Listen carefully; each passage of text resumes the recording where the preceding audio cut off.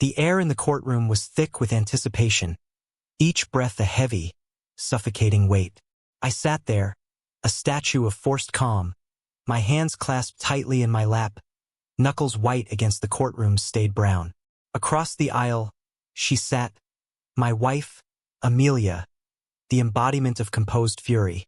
Her lawyer, a shark in a tailored suit, whispered reassurances, his eyes glinting with predatory confidence. They were both so sure of themselves, so certain that they had already won. They believed they had me cornered. A defeated husband, a man broken by betrayal, and now facing the prospect of losing my daughter, Lily. It had all started with subtle shifts. The late nights at work that stretched into early mornings, the detached kisses, the conversations that felt more like interrogations. There was a hollowness in her eyes when she looked at me, a coldness that made me shiver in the middle of summer.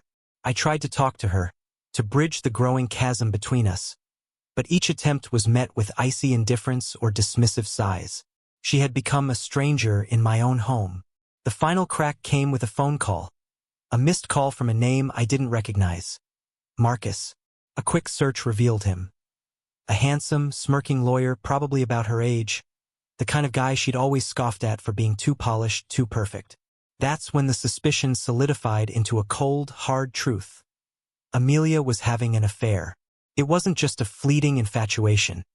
It was a carefully cultivated betrayal, a calculated dismantling of our marriage.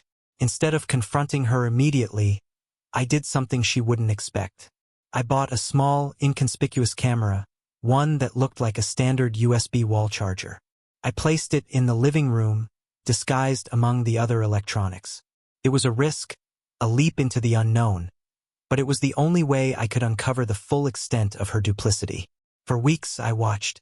I replayed the videos in the lonely darkness of my study, each scene a fresh wound.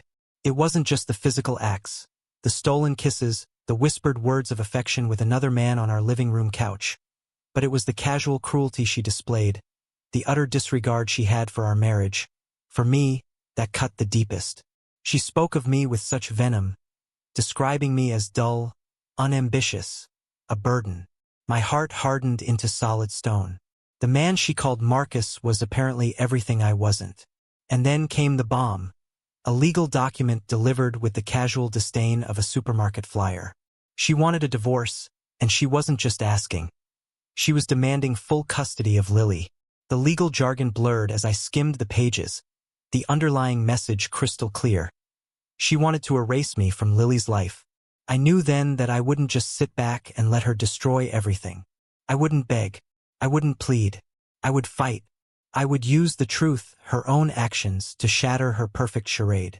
I had initially intended to simply use the footage as evidence in the divorce case, but her vicious attempts to take my daughter, her insistence I was an unfit father, fueled a fire in me I didn't know existed. This wouldn't be just a courtroom battle.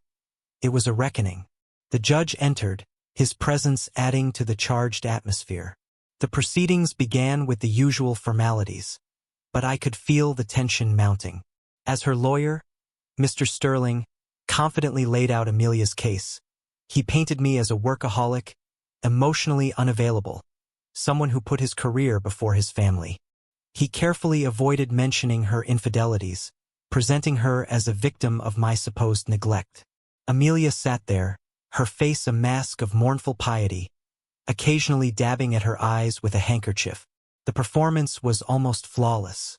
When it was my turn, I stood, my voice firm though my heart hammered against my ribs.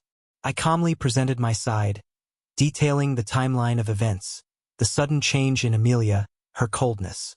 I spoke of how I had tried to fix things, how I had poured my heart out only to be met with dismissal. The judge listened intently, his expression unreadable. Mr. Sterling, sensing an opening, launched a scathing attack, accusing me of character assassination, of trying to deflect from my own shortcomings. He scoffed, "Your Honor, he has no real evidence, only vague accusations and a desire to avoid responsibility." Amelia's eyes narrowed, a triumphant smirk playing at the corners of her lips. "They thought they had me. This is where I had them." "Your Honor," I said, my voice echoing in the suddenly silent courtroom, I do have evidence, concrete evidence. I pulled out the small USB drive, the one containing the weeks of meticulously recorded footage. The tension in the room was so thick you could taste it. I handed it to the court clerk, who, after a moment's hesitation, inserted it into the courtroom's display system. On the large screen, the living room came to life. The familiar setting suddenly became a stage for betrayal. The first clip showed Amelia and Marcus laughing, touching, their intimacy blatant and undeniable.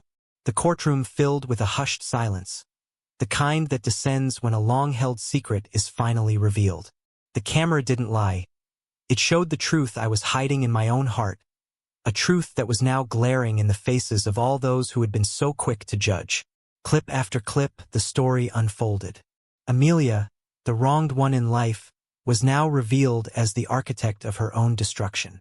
There she was, whispering sweet nothings to Marcus, her hand resting possessively on his arm. There she was, the woman who had tried to take my daughter away, speaking about me with such spite and disregard. Each clip was a fresh stab, a vindication of my hurt, my pain, the terrible betrayal I had endured. A low gasp escaped someone in the gallery. Amelia's face, previously so composed, crumbled. The color drained from her cheeks, replaced by a sickly pallor. Mr. Sterling stared at the screen, his jaw slack, his carefully constructed arguments reduced to ash. The room was heavy with the weight of what we were all watching. The woman who had tried to destroy me was now collapsing under the weight of her own lies. The next clip showed the conversation she had with Marcus about the divorce, how they had discussed their plan to secure full custody of Lily. The casual cruelty with which she talked about me was shocking, even to me. She spoke about our daughter as if she were a possession, a pawn to be used to get what she wanted. The courtroom gasped in unison. The room was a whirlwind of confused faces and hushed whispers. The judge looked shocked, the clerk's eyes were wide, and Mr. Sterling seemed like he was about to pass out. It was in that moment I looked over to Amelia. Her face was blotchy and red, her eyes wide with terror, her mouth hanging open, a silent scream forming. I had come for justice, and in that moment I had it. The courtroom was silent, all eyes on Amelia as the final clip played. It was a recording from a few weeks ago, the last video before I decided I had what I needed. The footage was of her in our living room, having a particularly angry phone call with her sister. In the video, she said, "I have no idea why I married him. He's just so boring. I've never been happy with him. He's an anchor weighing me down." She paused, letting out a sigh before adding, "I'm glad I found Marcus. He's everything my husband is not. I deserve to be happy, even if I have to make it happen myself." The clip ended, leaving the room in stunned silence. The judge, after what seemed like an eternity, cleared his throat. I think we've seen enough." He looked at Amelia, his gaze sharp, his voice hard. "Mrs., I would be a fool to believe your testimony." Mr. Sterling sputtered, trying to regain his composure, but the damage was done. His client's carefully constructed image was shattered. The truth, ugly and undeniable, had finally emerged. The veneer of the betrayed wife was gone, leaving behind the cold, calculating woman who had almost succeeded in destroying me and tearing our family apart. The judge ordered a recess, but I didn't move, my eyes locked on Amelia. I watched as she tried to speak, to deny the evidence, but the words died on her lips. Her eyes, once so full of disdain, were now pools of raw fear. She was no longer the confident woman I had married. She was exposed, stripped bare, the embodiment of betrayal. When the session resumed, it was a formality. Mr. Sterling, his tail between his legs, withdrew his client's demand for full custody. The judge, his expression stone, granted me primary custody of Lily. The divorce was finalized with Amelia getting very little. I had won. As I left the courtroom, I felt a sense of profound relief, a catharsis that was both bitter and sweet. I had endured the worst kind of betrayal, had been subjected to unimaginable cruelty, but I had not let it break me. Instead, I had used the truth to expose her lies, to reclaim my life, and most importantly, to protect my daughter. That evening, Lily was waiting for me with a huge hug. I held her close, feeling her small body against mine, a wave of love washing over me.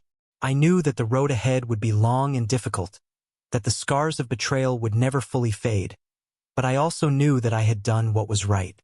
I had fought for my daughter, for myself, and I had won. I walked forward, Lily in my hand, the future uncertain yet hopeful. The courtroom was a distant memory, the echoes of the shocking reveal fading into the past, and in its place was the promise of a new beginning, a life without her.